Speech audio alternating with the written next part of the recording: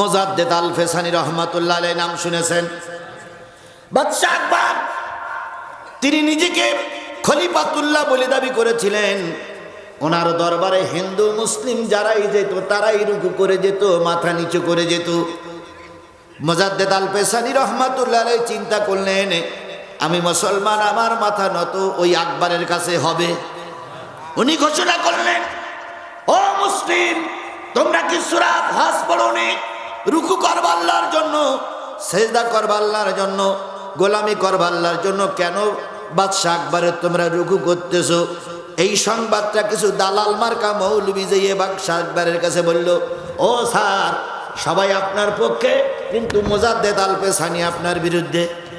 মোজাদ্দেদ আল ফেসানি রহমাতুল্লাহ আলাইহি ঘোষণা করলেন, বাদশাহ আকবরের কাছে মাথা নত হবে না। মাথা নত হবে কার কাছে? আর একটু জোরে বলেন, মাথা নত হবে কার কাছে? বাদশাহ আকবরের কাছে এই সংবাদ চলে গেল। মোজাদ্দেদ আল ফেসানিকে চিঠি লিখলো, হুজুর, আপনি ফাউল কথা বলতেছেন, দেশে অশান্তি বাঁধাচ্ছেন, আপনার সঙ্গে আমার বোঝাপড়া হবে, আপনি আমার দরবারে আসুন। মোজাদ্দেদ আল ফেসানিকে বলা হলো, শুক্রবারের দিন আসরের নামাজের পরে আপনি আমার সঙ্গে দেখা করবেন। মোজাদ্দেদ আল ফেসানি সম্মতি হলেন যে বাচ্চা ডেকেছেন, না যেয়ে পারা যাবে না। এবার মোজাদ্দেদ আল ফেসানি আসরের নামাজ পড়ি হাতে একখানা তসবিহ নিয়ে দরবারে যাচ্ছে। দরবারে যারা যায় তাদের মাথা নিচু করে যেতে হয়। গেটটা এমন করে সাজানো, গেটের ভিতরে ঢুকলেই মাথা নিচু হয়ে যায়।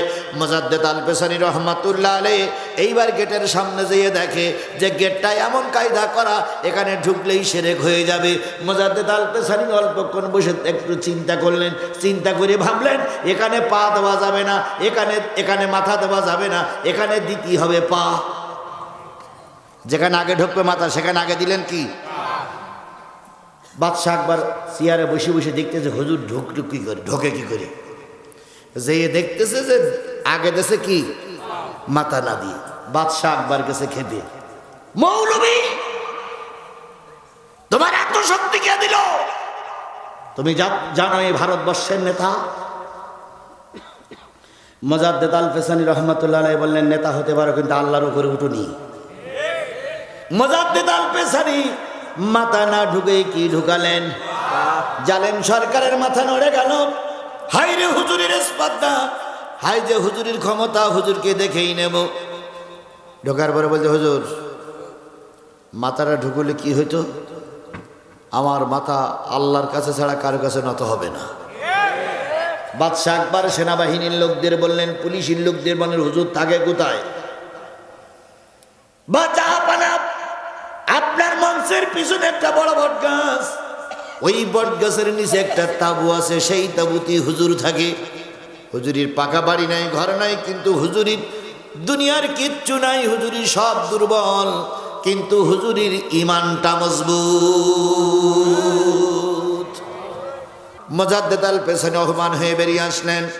দরবার থেকে বেরিয়ে তিনি বাইরে দাঁড়িয়ে একটু আকাশের দিকে মুখ উঁচু করে বললেন, মালিক, বাদশাহ আকবর আমাকে আজকে অপমান করেছে, দুনিয়ার কেউ দেখিনি, কে দেখেছে? বাদশাহ আকবর হলো দুনিয়ার প্রতিনিধিত্বকার, আর আমি তোমার প্রতিনিধিত্ব করি, আমি তোমার নায়েব।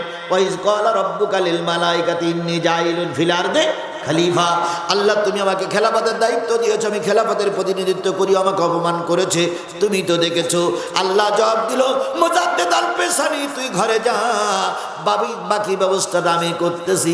মোজাদ্দেদ আল ফেসানি তার তাঁবুর ভিতরে চলে গেলেন, উজু করে নামাজে দাঁড়ায় গেলেন। উত্তর গগনে কালো মেঘ জমলো। সেই যে মেঘের দাপট শুরু হলো, সেই দাপটে বাদশাহ আকবরের বসার জায়গা তছনছ হয়ে গেল। বাদশাহ আকবরের বিল্ডিং উল্টে পড়লো। বাদশাহ আকবর গাছের তলায়, বট গাছ ভেঙে পড়লো বাদশাহ আকবরের ঘাড়ের পরে। ওই বট গাছের নিচে পড়ে বাদশাহ আকবর মারা গেল। সকলে এবার ঝড়ের পরে যেয়ে দেখতেছে হুজুরির আস্তানাটা কেমন আছে, হুজুরির দরবার শরীফটা কেমন আছে। যেয়ে দেখে হুজুরির আস্তানার একটা কাপড়ের একটা অংশ পর্যন্ত ছিঁড়ে যায়নি।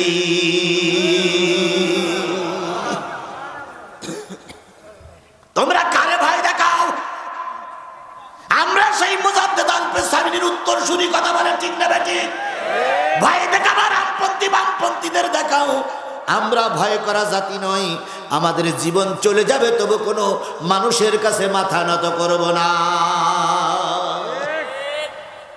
বাংলাদেশ জামাত ইসলামের শীর্ষস্থানীয় নেতাদের যখন ফাঁসির মঞ্চে ঝুলানো হলো, সরকার বাহাদুর সাইদি সাহেবের কাছে টোপ দিল যে হুজুর, বড় বড় নেতাদের ফাঁসি হয়ে গেছে, আপনি ফিরে আসেন। আল্লামা সাইদি বাঘের বাচ্চার মতন বললেন, আমি ফিরে আসবো এই প্রস্তাবটা দেওয়ার সাহস তোমাদের কি করে হইল?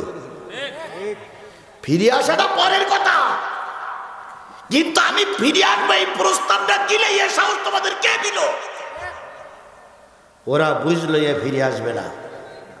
তাহলে সেই সংস্কার করেছিলেন মুজাদ্দেদ আল পেসানি, আর আমার জাতীয় সংসদ সংস্কার করেছে আল্লামা সাইদি। আল্লামা সাইদি তখন 3 জন এমপি জাতীয় সংসদে যেই দেখলেন যে সবাই মাথা নিচু করেই ঢোকে, আর কেউ আমি রুকু করব মাথা নিচু করব কার কাছে? এখন ওনারা দেখলেন যে সব স্পিকারের কাছে মাথা নিচু করে ঢোকে। সাইদি সাহেব সগত তখন কয়জন এমপি? 3 জন। আল্লামা সাইদি দেখলেন এরা শিরক।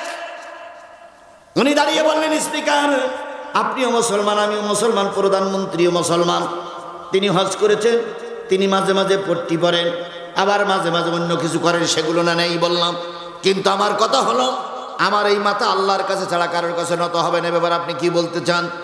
স্পিকার সাহেব বললেন, ও সাইদি হুজুর, আপনার কথার সঙ্গে আপনি একমত, আপনি একটা লিখিত দরখাস্ত করুন।